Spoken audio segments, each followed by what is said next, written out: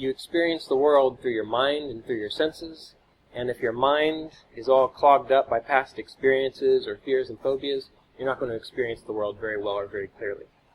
And one of the neat things about meditation is it allows you to detach from the personality, from the history, from the body, so that you can experience your pure awareness, which you really are, and then you can interact with the world in a much more healthy way. Okay. Now, that doesn't mean that you lose your mind or your body or your personality. You still have to play your role, but the easier that you can see the difference between your reactions to things and what's actually going on in the world, the better. And it doesn't matter what kind of meditation you practice. So, if you've heard people say there's one kind of meditation that's better than another, that's just marketing, basically. Because with meditation, with every kind of meditation, there's one way of doing it. And I don't mean that in regards to just one technique, but there's one thing that you got to do, and that's learning how to focus, concentrate, yet staying relaxed and awake. All right. So that means that if there was a candle flame in front of you, and you were looking at the candle flame, if that's all you could be aware of was that candle flame, while staying awake, yet relaxed, you would be meditating.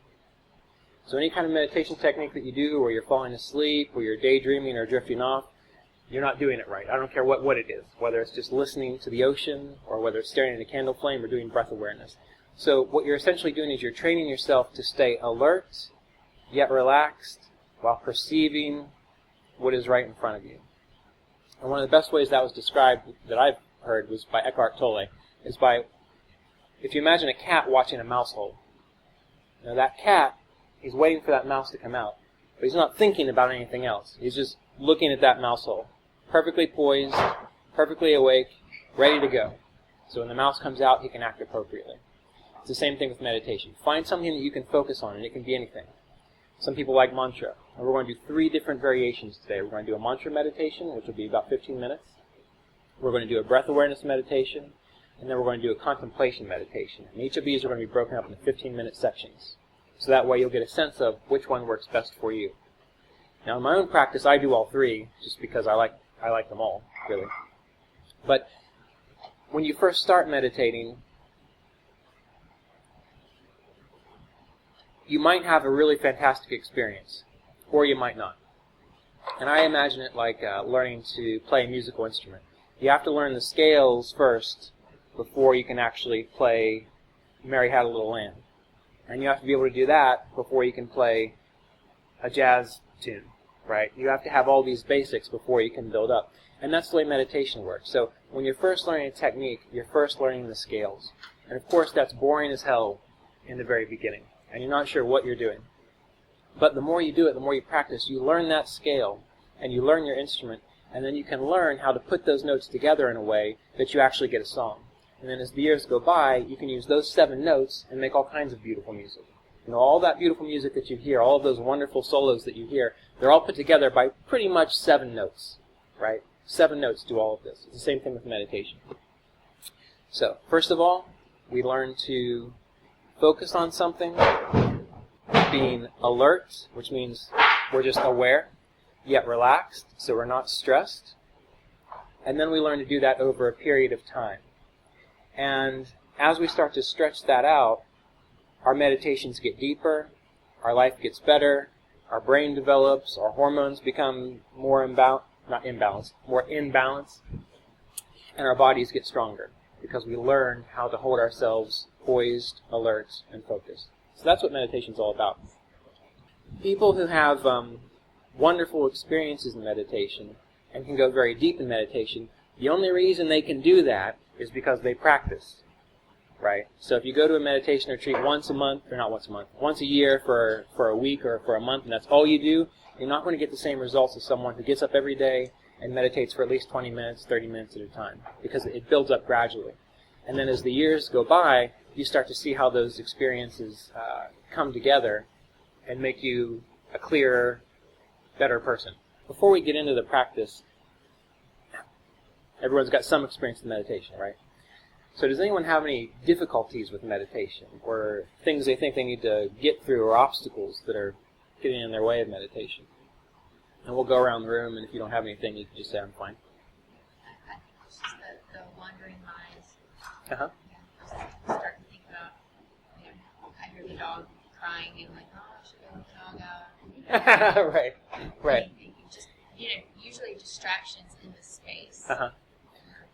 Well, that's a neat point, and some of my best meditations have occurred when I just let those distractions be there, but the point is you don't get pulled into the distractions. So, for example, if you're able to just sit there and stay as the witnessing presence, the dog bark comes in, and you just let it pass. So as long as you can maintain that sense of watching, you're still meditating well. And that's a good point, thank you. A lot of people don't think they're meditating well because they're still thinking. And that's not a good gauge, right? Because you can also be in a meditative, a superconscious state when you're interacting with the world, when you're having a conversation. And that's like thinking. It's just that people are thinking outside of you, and you're hearing their thoughts, right? So when you're meditating, you don't want to judge your progress by how many distractions do you have. You want to judge your progress by how easy or how often you get pulled into those distractions, right? Because you're always going to have distractions, whatever they might be. Emily, anything on your mind?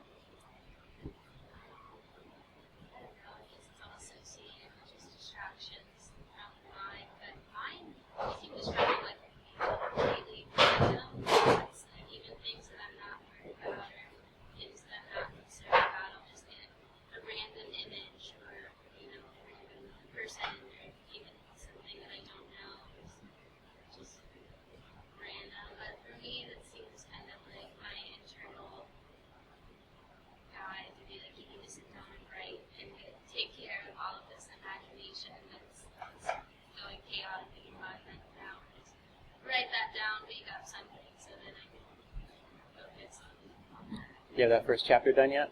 Well, no, I don't. That's why. Yeah. Well, yeah. Something that you can do while you're meditating that works really well is if you've got a piece of paper beside you, and you just write it down as it comes up, and then you'll be done with it. But that does bring up another point as well. When things come up when you're meditating, again, it doesn't mean you're not meditating well. It means that you are discharging the crap within your central nervous system and your karmas, essentially. So when you're sitting there meditating and weird things pop into your head, or you just start thinking about things that you don't have any reason to think about them, as long as you can, as I mentioned before, maintain that watchfulness, that's like pouring out your cup, a cup of dirty water. It's getting rid of all this stuff. So again, when you have that, that's a good thing because it means the meditation is working. And you do it enough, eventually nothing is there. And then you're not even aware of that because there's nothing there to pay attention to, and then hours go by, and you've been meditating. So that's good. Not so much about meditation process, but I guess not doing it on a regular schedule. So sometimes in the morning it won't happen until, say, like after 12. So it's also like regular practice at a certain time can help to make me just sit down and say, all right, at 8, you have to get out of bed. And try 6. 6. Yeah, there you go. You're not doing 6 is the prime time, right? Yes. Yeah. And you're not doing anything at 6 anyway, right? Yeah. So, then you can go back to sleep. Yeah. Good. Okay. And have we met before? You look familiar, but I don't. I'm Peggy. Peggy, okay. I try to meditate 40 minutes a day, but after about, usually towards the end of activity, I have on occasion found myself nodding off, sleep, and then I realize, like when I drift it. Did you get enough sleep? Yeah, I think I do. Okay. So you try to do it 40 minutes at one time, and then you nod off. Try 20 minutes and 20 minutes. The only reason I bring that up is because you're not getting the benefits of meditation if you're falling asleep. Right. And so it's better to do more shorter periods awake than it is to do longer periods where you're half asleep.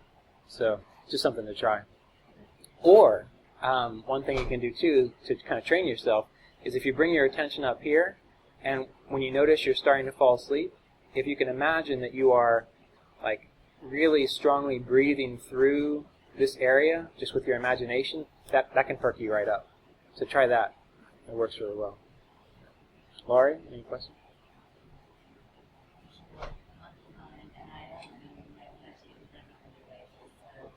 You have or you have not? Okay.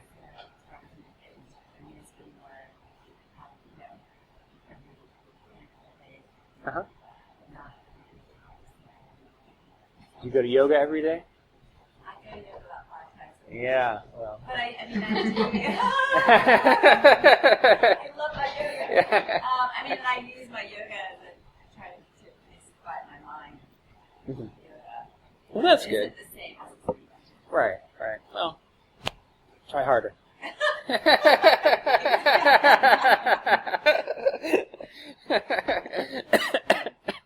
I choke on that one. Yes.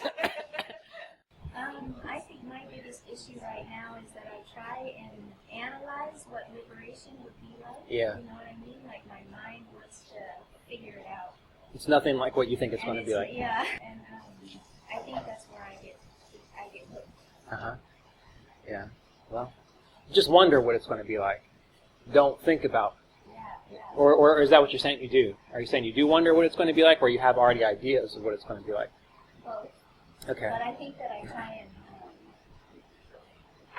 my mind wants to figure it out. That's the issue, is trying to figure it out. Uh-huh. Instead of just sitting and wondering.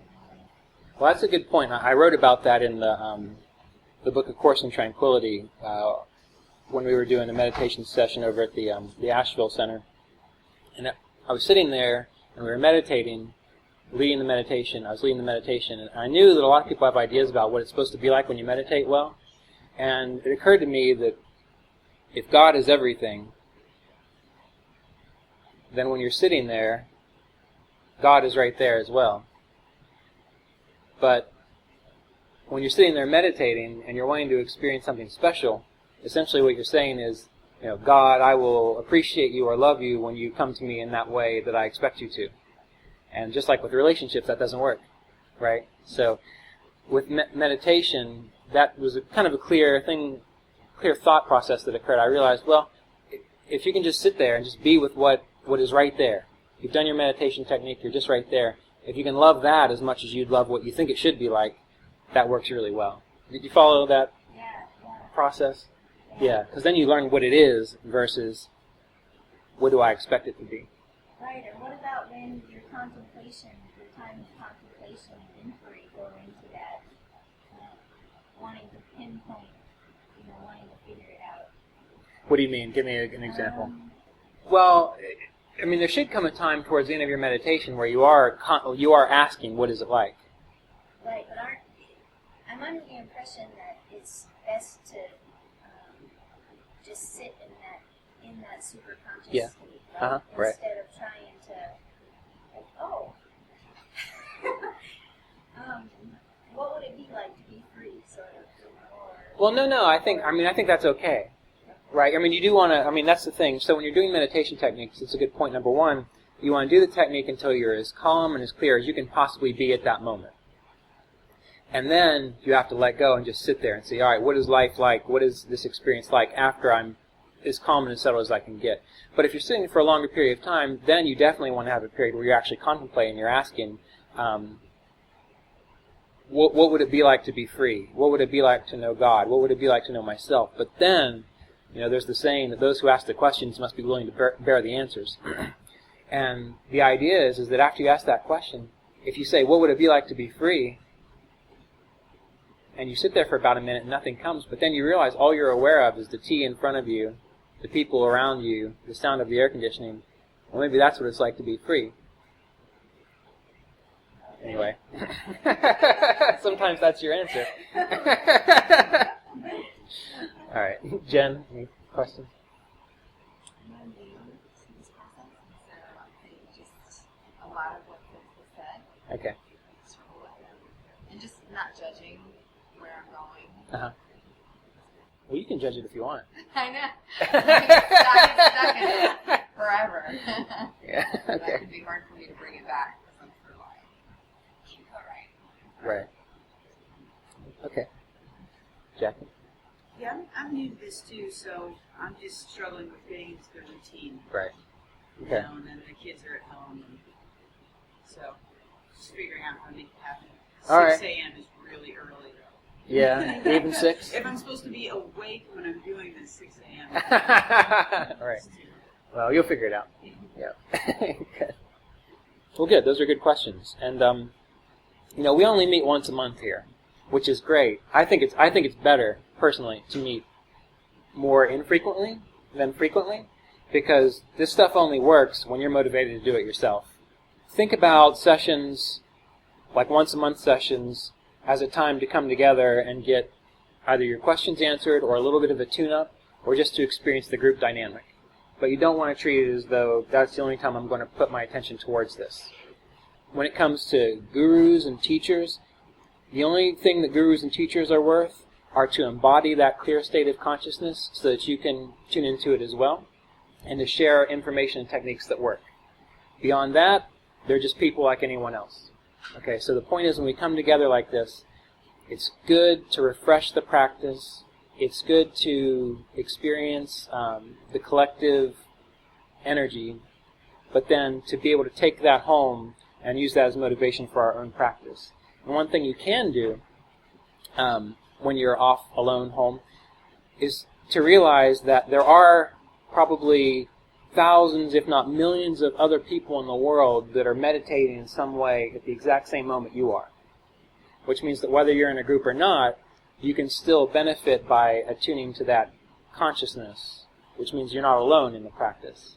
You're not alone anyway, but you're not alone in the practice. So once a month is good. Get questions answered, get a tune-up, have the group dynamic, but make sure you're always doing it on your own. Otherwise, it doesn't matter how many times you come to a group, right?